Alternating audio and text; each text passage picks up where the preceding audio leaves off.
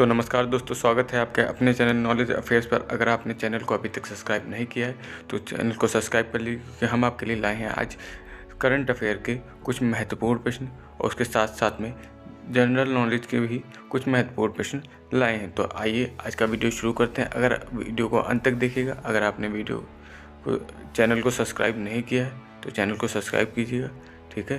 तो आइए आज का वीडियो शुरू करते हैं। आपका पहला प्रश्न ये रहा। तो आइए आज का पहला प्रश्न है, भारत ने किस देश के साथ महत्वपूर्ण और उभरती प्रौद्योगिकियों पर पहल शुरू की है? तो आपके विकल्प हैं A Australia, B France, C USA या डी यूके। तो आपके सही उत्तर है ऑप्शन बी, फ्रांस के साथ भारत ने महत्वपूर्ण उभरती प्रौद्योगिकियों की पर पहल शुरू की है। तो आइए आपका इसके बारे में और भी जान लेते हैं। तो देख लीजिए, राष्ट्रीय सुरक्षा सलाहकार अजीत डोभाल ने अपने अमेरिकी समकक्ष जेक सुलिवन के साथ critical and emerging technologies ICT long पर US इंडिया पहल की शुरुआत की है। तो मई 2022 में अमेरिकी राष्ट्रपति जो बाइडेन और प्रधानमंत्री नरेंद्र मोदी ने सरकारों, व्यवसायों और शैक्षणिक संस्थानों के बीच अपनी रणनीतिक प्रौद्योगिकी साझेदारी और रक्षा औद्योगिकी की सहयोग का विस्तार करने के लिए ICET घोषणा की थी। तो इसका ठीक है, अगले प्रश्न की तरफ आते हैं। अगला प्रश्न है, भारत के सर्वोच्च न्यायालय की स्वीकृत न्यायिक शक्ति क्या है? तो आपके विकल्प हैं ए 25, बी 28, सी 30 या डी 34। तो आपका सही उत्तर है ऑप्शन डी 34, ठीक है। तो इसके बारे में और जान लेते हैं। तो भारत के मुख्य न्यायाधीश DY चंद्रचूड़ हैं, ठीक है, के नेतृत्व में सुप्रीम कोर्ट के 5 सदस्यीय कोलेजियम ने सरकार को शीर्ष अदालत के न्यायाधीशों के रूप में नियुक्त करने के लिए 2 उच्च न्यायालय के मुख्य न्यायाधीशों की सिफारिश की है। तो सुप्रीम कोर्ट में अब 7 रिक्तियाँ बाकी हैं, जबकि इसकी स्वीकृत न्यायिक शक्ति 34 होती है। तो जिसमें केंद्र सरकार से उच्च न्यायालय के 3 मुख्य न्यायाधीशों और 2 उच्च न्यायालय के न्यायाधीशों के नामों को मंजूरी देने की उम्मीद है। इसके साथ सुप्रीम कोर्ट की कार्यशक्ति 32 हो जाएगी। वर्तमान में यह 27 है, ठीक है।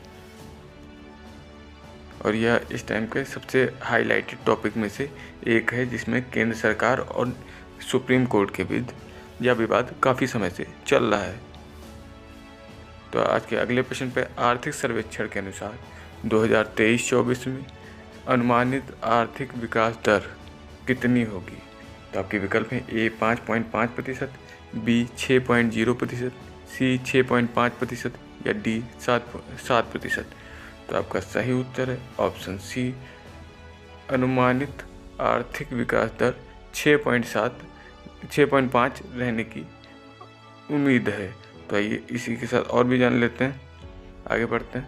तो मुख्य आर्थिक सलाहकार CEA डॉक्टर V अनंत नागेश्वरन ने कहा कि भारतीय अर्थव्यवस्था के 23-24 में 6.5% की दर से बढ़ने की उम्मीद है। विकास की सीमा 6 से 6.8% के बीच अनुमानित है, जबकि भारत के 25-26 तक $5 ट्रिलियन की अर्थव्यवस्था होने की उम्मीद है। IMF ने भी अपने विश्व के आर्थिक आउटलुक अपडेट में चालू वित्त वर्ष के लिए भारत के सकल घरेलू उत्पाद के पूर्वानुमान को 6.8% पर बनाए रखा है। तो यह एक भारत के लिए बहुत अच्छी बात है, ठीक है। तो अगले प्रश्न पर आते हैं। अगला प्रश्न है, किस राज्य केंद्र शासित प्रदेश ने प्रदूषण से निपटने के लिए real time source appointment super site launch किया है? तो इसके विकल्प हैं ए नई दिल्ली, बी महाराष्ट्र, सी पश्चिम बंगाल या डी तेलंगाना।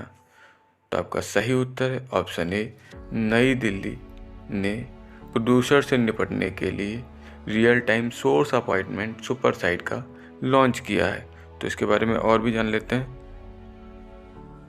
तो दिल्ली के मुख्यमंत्री अरविंद केजरीवाल ने रियल टाइम स्टोरेज प्रभाजन सुपर साइट, ठीक है, प्रभाजन सुपर साइट लॉन्च किया है। यह दिल्ली प्रदूषण नियंत्रण समिति, IIT दिल्ली, IIT कानपुर और टेरी का एक संयुक्त उद्यम है।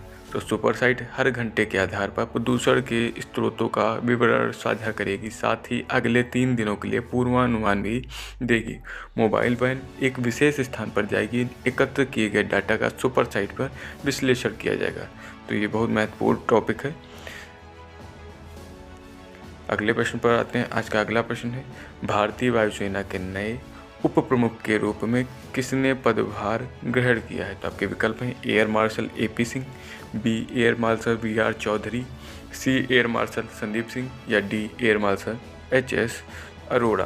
तो आपका सही उत्तर है option A, air marshal AP Singh ने वायुसेना के नए उप प्रमुख के रूप में पदभार ग्रहण किया है।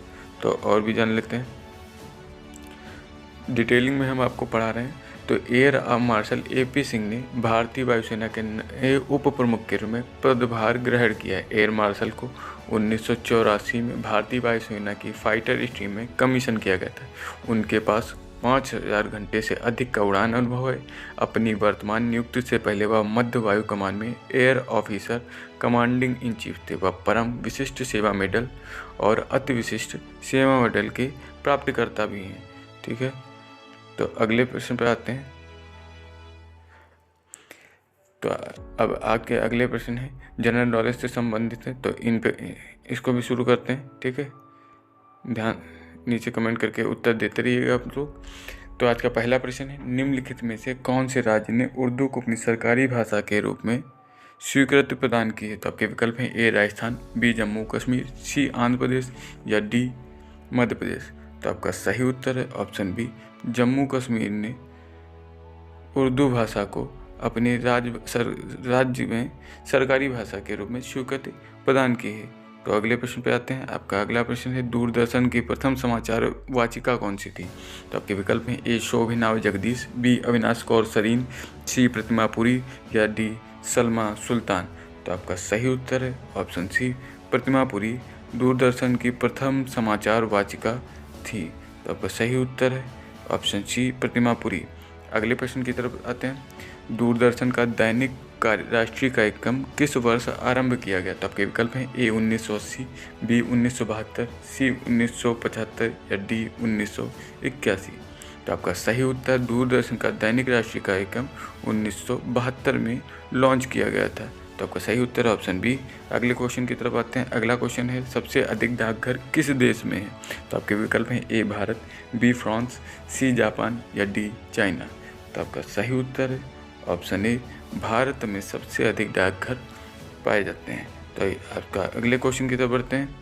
आज का अगला प्रश्न है, यदि पोस्टल इंडेक्स नंबर 6 से शुरू हो तो वह डाकघर संभवतः किस राज्य में स्थित होगा? तो आपके विकल्प हैं ए महाराष्ट्र, बी कर्नाटक, सी केरल या डी इनमें से कोई नहीं। तो आपका सही उत्तर है ऑप्शन सी, केरल।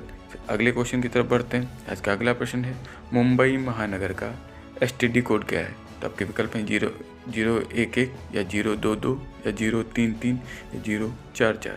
तो आपका सही उत्तर है ऑप्शन बी, 022 मुंबई STD का कोड है। अगले क्वेश्चन की तरफ पढ़ते हैं। आज का अगला प्रश्न है, निम्नलिखित में से किस भक्ति संत ने अपने संदेश के प्रचार के लिए सबसे पहले हिंदी का प्रयोग किया था? तो आपके विकल्प हैं ए दादू, बी तुलसीदास, सी रामानंद या डी कबीर। तो आपका सही उत्तर है ऑप्शन सी, रामानंद सागर ने सबसे पहले भक्ति संत ने अपने संदेश के प्रचार के लिए हिंदी का प्रयोग किया था। तो आपका सही उत्तर ऑप्शन सी, रामानंद। अगले प्रश्न की तरफ आते हैं। आज का अगला प्रश्न है, भारत में मनी ऑर्डर प्रणाली का आरंभ कब हुआ था? तो आप जल्दी जल्दी जवाब दीजिए आप लोग। तो आपके विकल्प हैं ए 1880, बी 1882, सी 1884 या डी 1907। तो आपका सही उत्तर ऑप्शन ए, 1880 में भारत में मनी ऑर्डर प्रणाली का आरंभ हुआ था। तो आपके अगले प्रश्न की तरफ बढ़ते हैं। आज का अगला प्रश्न है, भारत में एक डाक टिकट कब जारी किया गया? तो भारत में डाक टिकट कब जारी किया? तो आपके विकल्प हैं ए 1859, बी 1854, सी 1882 या डी इनमें से कोई नहीं। तो आपका सही उत्तर है ऑप्शन बी 1854 में डाक टिकट जारी किया गया था। तो अगले क्वेश्चन की तरफ बढ़ते हैं। आज का अगला प्रश्न है इंदिरा गांधी राष्ट्रीय मानव संग्रहालय कहाँ है? तो आपके विकल्प हैं ए भोपाल, बी गुवाहाटी, सी चेन्नई या डी बस्तर। तो आपका सही उत्तर ऑप्शन ए इंदिरा गांधी राष्ट्रीय मानव संग्रहालय भोपाल में स्थित है। तो आपका सही उत्तर ऑप्शन ए भोपाल। आगे अगले प्रश्न की तरफ बढ़ते हैं। आज का अगला प्रश्न है भारतीय सर्वेक्षण विभाग का मुख्यालय कहाँ स्थित है? तो आपके विकल्प हैं ए हैदराबाद, बी नई दिल्ली, सी चंडीगढ़ या डी देहरादून। तो आपका सही उत्तर ऑप्शन ए हैदराबाद में भारतीय सर्वेक्षण विभाग का मुख्यालय स्थित है। तो आपका सही उत्तर ऑप्शन ए। अगले प्रश्न की तरफ बढ़ते हैं। आज का अगला प्रश्न है राजस्थान स्थित जावर की खानी किस खनिज के लिए प्रसिद्ध है? तो आपके विकल्प हैं ए जस्ता, बी तांबा, सी लोहा या डी ये सभी। तो आपका सही उत्तर है ऑप्शन ए राजस्थान स्थित जावर की खानी जस्ता के लिए प्रसिद्ध है। चलिए अगले क्वेश्चन की तरफ बढ़ते हैं। आज का अगला प्रश्न है धार्मिक कविताओं का संकलन कुरल किस भाषा में है? तो आपके विकल्प हैं ए ग्रीक, बी पाली, सी तेलुगु या डी तमिल। तो आपका सही उत्तर है ऑप्शन बी डी तमिल। तो धार्मिक कविताओं का संकलन कुरल तमिल भाषा में है। अगले प्रश्न की तरफ बढ़ते हैं। आज का अगला प्रश्न है विधायिका को किस प्रकार की सरकार में कार्यपालिका से अधिक प्राथमिकता मिलती है? तो आपके विकल्प हैं ए संघीय सरकार, बी संसदीय सरकार, सी अधिकारवादी सरकार या डी राष्ट्रपति सरकार। तो आपका सही उत्तर ऑप्शन बी संसदीय सरकार में कार्यपालिका को अधिक प्राथमिकता मिलती है। तो आपका सही उत्तर ऑप्शन बी। अगले प्रश्न की तरफ बढ़ते हैं। आज का अगला और अंतिम प्रश्न है अनवार ए सुहेली ग्रंथ किसका अनुवाद है? तो आपके विकल्प हैं ए पंचतंत्र, बी सूरसागर या सी रामायण या डी महाभारत। तो आपका सही उत्तर ऑप्शन ए पंचतंत्र अनवार ए सुहेली ग्रंथ का अनुवाद है। तो आपका ये आपके आज के रहे 15 प्रश्न। और तो नीचे कमेंट करके ज़रूर बताइए कि आपके कितने प्रश्न सही हुए। 5 करंट अफेयर के, 15 जनरल नॉलेज के, तो टोटल 20 प्रश्नों में से आपके कितने प्रश्न सही हुए हैं। तो जवाब नीचे कमेंट करके ज़रूर बताइएगा। और वीडियो अच्छा लगा हो तो वीडियो को लाइक कीजिएगा, चैनल को सब्सक्राइब कीजिएगा। धन्यवाद। जय हिंद, जय भारत।